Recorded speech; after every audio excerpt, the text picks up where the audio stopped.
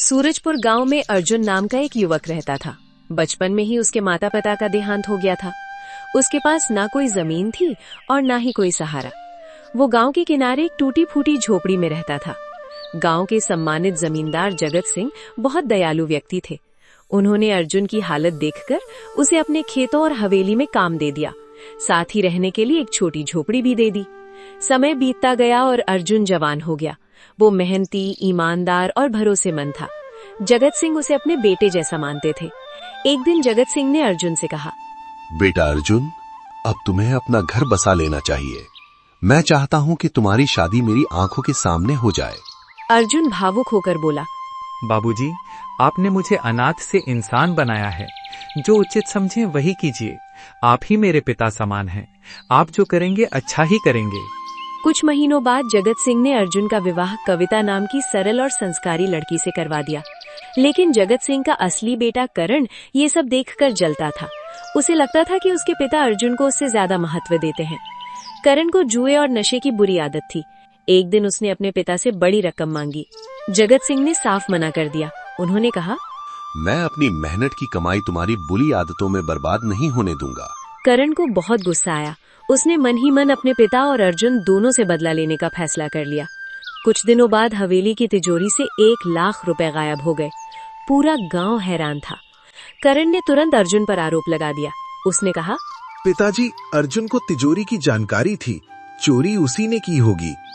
नहीं करण, अर्जुन ऐसा नहीं कर सकता। जगत सिंह को अपने बेटे की बात पर भरोसा नहीं हुआ, लेकिन करण ने बार बार दबाव डाला।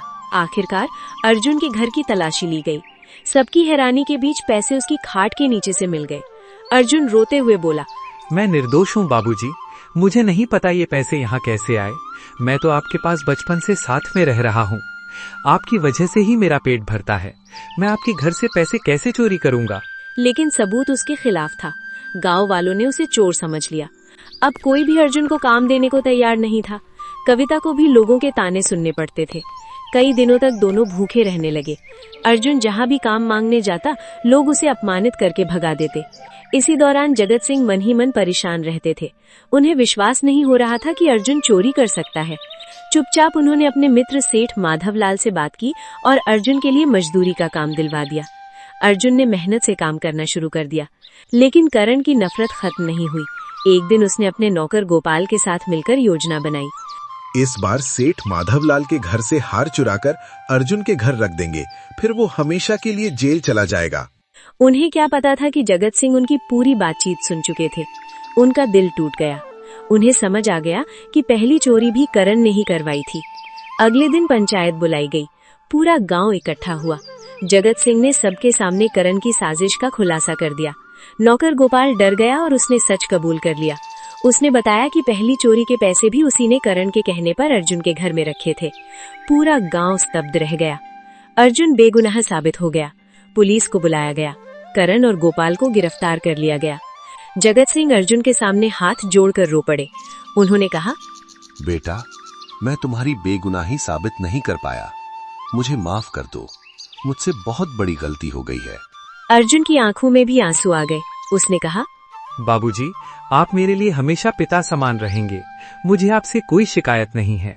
अपनी गलती का प्रायश्चित करने के लिए जगत सिंह ने अपनी 10 एकड़ जमीन अर्जुन और कविता के नाम कर दी। गांव वालों ने भी अर्जुन से माफी मांगी। दोस्तों, झूठ और छल कुछ समय के लिए जीत सकते हैं, लेकिन अंत में सच्चाई ही विजयी होती है।